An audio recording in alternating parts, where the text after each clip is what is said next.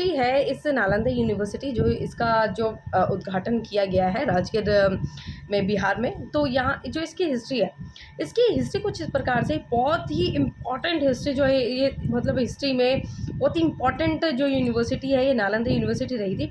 इसमें कहा जा रहा है इसमें बहुत तरीके के छात्र जो हैं, बहुत तरीके का ज्ञान इस यूनिवर्सिटी में दिया जाता था और बहुत तरीके के जो है वो इसमें शिक्षक जो है वो पढ़ाने आते थे। लेकिन हुआ कैसा, एक बार ऐसा हुआ था कि जो कोई भी एक बख्तियार खिलजी नाम का एक शासक था, तो उसके द्वारा मतलब वो बीमार हो गया था। तो मतलब काफ़ी लोगों के द्वारा फिर कहा गया कि एक श्री राहुल बद्री जी हैं, उनके द्वारा कि मतलब लोगों का इलाज किया जाता है। तो उन्होंने कहा कि भाई मैं आयुर्वेदिक इलाज नहीं कराऊंगा। तो उनके द्वारा कुरान की हर एक किताबों के पन्नों पे ना वो जो दवाइयाँ थी उनका मिश्रण लगाया गया। तो उन्होंने उनसे कहा कि भाई ये जो कुरान है इसको पढ़ो, दिन पे दिन इस कुरान को पढ़ो, तुम्हारी तबीयत अब आराम से ही ठीक हो जाएगी। फिर उन्होंने क्या किया, उस कुरान को पढ़ना शुरू किया। जब वो कुरान को पढ़ते थे तो वो ऐसे उंगली से मतलब थूक मुँह पे लगाते थे, पेजेस को ऐसे करके लगाते थे मुँह पे, फिर उसको पलटते थे पेजेस को। फिर उन्होंने इस तरीके से करना शुरू किया। अब उस पे जो किताबों पे पन्नों पे लेप लगाता भाई उन आयुर्वेदिक का कुछ आयुर्वेदिक जो उनकी वहाँ पर वो जो पंडित वो जो थे पढ़ाते थे वहाँ पे उस तरीके के वो मतलब वो थे, ठीक है, आयुर्वेदिक जो जैसे कहते हैं, ठीक है। तो वहाँ पे जब उन्होंने वो लेप लगाया तो उनकी तबीयत का वो इम्प्रूव होनी शुरू हो गई, उनकी तबीयत इम्प्रूव होनी शुरू हो गई। तो उन्होंने कहा भाई क्या चमत्कारी भाई चीज़ है ये, कुरान पढ़ने से मेरी तबीयत ठीक हो गई। फिर बाद में उनको पता चला कि पेजेस पे कुछ तरीके का लेप जो है वो दवाई का मिश्रण लगाया गया था, जिसकी वजह से उनकी तबीयत ठीक हो गई, उनकी तबीयत में सुधार आ गया। तो उनके मन में ये बात आई कि इस तरीके का ज्ञान अगर इन लोगों के पास रहा तो ये लोग बहुत ज़्यादा बड़े बन जाएंगे, विद्वान बन जाएंगे। और जो बख्तियार खिलजी था वो मूर्ति पूजा के बहुत बड़ा विरोधी थे। तो उन्होंने क्या किया, ये जो नालंदा यूनिवर्सिटी थी उसके वहाँ पर मतलब नालंदा यूनिवर्सिटी में जाके आग लगा दी कि भाई उनको ये था कि ये यूनिवर्सिटी जो कि भारत में है, यहाँ के बच्चे पढ़ेंगे, ये लोग पढ़ेंगे तो काफ़ी विद्वान बन जाएंगे कि इतना ज्ञान इन किताबों में है। ये तो नहीं कि इस ज्ञान को फैलाया जाए और इस ज्ञान को लोगों तक दिया जाए, उसके अलावा उन्होंने उसने उस यूनिवर्सिटी को जला दिया और यूनिवर्सिटी जली। और कहा जाता है कि जब यूनिवर्सिटी जली तो वो 6 महीने तक यूनिवर्सिटी चली। अब 6 महीने तक यूनिवर्सिटी क्यों जली? क्योंकि उस यूनिवर्सिटी में इतनी ज़्यादा ज्ञान की किताबें थी, इतनी ज़्यादा किताबें थी, सिर्फ वेदों का ही ज्ञान नहीं था उसमें हर एक तरीके का साइंस से रिलेटेड आपके मतलब आपके जो क्या कहते हैं भूगोल, मतलब बहुत तरीके का ज्ञान था उन किताबों में। और इस तरीके की ज्ञान की किताबें उन्होंने वो जो है यूनिवर्सिटी थी उसमें आग लगा दी। अब यूनिवर्सिटी में कहा जाता है कि 6 महीने तक उस यूनिवर्सिटी जो थी वो जलती रही। 6 महीने तक भाई इतनी किताबें थी, उसमें इतना ज्ञान था।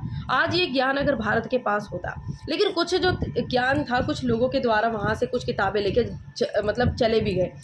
अब जिन किताबों को जैसे कोई भी ट्रैवलर्स आए थे उनके द्वारा इस यूनिवर्सिटी को भी मेंशन किया गया है कि भाई ये यूनिवर्सिटी थी, इस यूनिवर्सिटी के बारे में मेंशन किया गया कि यूनिवर्सिटी थी। तो जब यूनिवर्सिटी के बारे में जब इस यूनिवर्सिटी के बारे में कुछ थोड़ी सी ही कुछ चीज़ें पता चलती है तो भाई ये पता चलता भाई कितना चीज़ें पढ़ ली। तो जब अगर ये ज्ञान भारत के पास होता तो कितनी ज़्यादा चीज़ें जो थी वो हल हो जाती और कितनी ज़्यादा चीज़ें सीखने के मिलती और भी ज़्यादा उन्नति प्रगति कर सकते थे। लेकिन ये किताबें जला दी गई। लेकिन जब तिब्बत के कुछ लोगों के द्वारा इस तरीके की किताबें जब वहाँ से लेके जाई गई और उस तरीके की नॉलेज नालंदा यूनिवर्सिटी से निकली, या फिर वहाँ के लोगों ने यहाँ की नालंदा यूनिवर्सिटी के बारे में जो है वो अपनी किताबों में मेंशन किया। जब ब्रिटिशर्स आए तो उन्होंने जो कोई एक ट्रैवलर था उसकी किताब में नालंदा यूनिवर्सिटी के बारे में पढ़ा कि भाई नालंदा यूनिवर्सिटी भी नाम की कोई यूनिवर्सिटी है, फिर और उसके बारे में लिखा था कि भाई ऐसे ऐसी यूनिवर्सिटी है, इसमें इतने तरीके के टीचर्स हैं, ऐसे स्टूडेंट जो है वो पढ़ते हैं।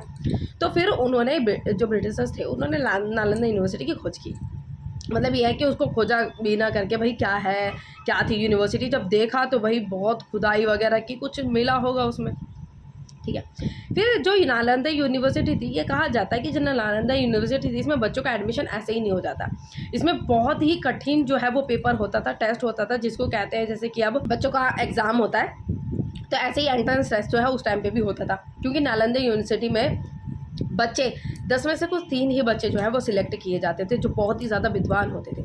उन बच्चों को सिलेक्ट करके उनको पढ़ाया जाता था और जो टीचर्स के द्वारा पढ़ाया जाता था वो भी बहुत बड़े विद्वान होते थे। तो उस यूनिवर्सिटी में बच्चों को क्या है एजुकेशन जो है वो दी जाती थी। तो ऐसे ही उनका एडमिशन होता था। फिर जब इसके बाद जब इनको दोबारा से खोजा बीना गया, तो जो यूनिवर्सिटी थी, इस यूनिवर्सिटी में को यूनेस्को की जो लिस्ट है, tentative list of world heritage site की लिस्ट में इस यूनिवर्सिटी को जोड़ा गया। 9 जनवरी 2009 में इसको टेंटेबल जो लिस्ट होती है, tentative list of world heritage site, उसकी लिस्ट में इसको जोड़ा गया था। तो इसमें क्या होता है कि इसकी प्रोटेक्शन वगैरह सब उन्हीं के हाथ में जो है वो हो जाती है। अब एक आ जाता है कि जो यूनिवर्सिटी थी, इसको किसके द्वारा मतलब इसको बनाया गया था। 3 राजाओं ने इस यूनिवर्सिटी को जो है वो मिलकर बनाया था। इनका नाम है कुमारगुप्त। कुमारगुप्त जो थे मगध के राजा थे, उसकी राजधानी जो थी वो राजगिरा थी। दूसरे जो राजा थे वो थे कन्नौज के राजा। कन्नौज के राजा जो थे राजा हर्षवर्धन, जो कि जो उनके द्वारा सेकंड मंजिल जो थी उसका उद्घाटन किया गया था। तीसरे जो राजा थे वो थे बंगाल के राजा। बंगाल के राजा थे वो थे देवपाल, जो है देवपाल जो थे राजा देवपाल, उनके द्वारा तीसरी मंजिल जो है और भी ज़्यादा इसको बढ़ाया गया। तो इस हिसाब से यूनिवर्सिटी जो थी इसका इन राजाओं के द्वारा इसको जो है वो बनवाया गया था, जिसमें हमने अब बात कही है 3 वंश की, गुप्त वंश, पाल वंश और हर्ष वंश, इसके बारे में हमने बात की गई है। तो इनके द्वारा जो है इसको मिलकर जो है वो बनाया गया था। फिर आपको बताया कि इस वीडियो में कि किस तरीके से यूनिवर्सिटी बनाई गई थी, किन राजाओं के द्वारा बनाई गई थी, क्या यूनिवर्सिटी की भव्यता थी। इसमें कहा जाता है कि 10,000 से ज़्यादा स्टूडेंट्स इसमें पढ़ते थे, ज्ञान लेते थे। और इसमें जो 1600 से ज़्यादा जो है वो इसमें जो है टीचर्स, अध्यापक जो होते थे, वो पंडित जो हैं इसको इनमें उससे भी ज़्यादा जो है पंडित इसमें पढ़ाते थे। एक शिक्षक होते थे, अध्यापक जो है इस विद्यालय में जो है वो पढ़ाते थे और बहुत तरीके का ज्ञान दिया जाता था इस यूनिवर्सिटी में। मतलब ये कहा जाता है कि अगर ये यूनिवर्सिटी आज भारत के पास होती तो भारत की और भी ज़्यादा तरक्की, उन्नति बहुत ज़्यादा होती है।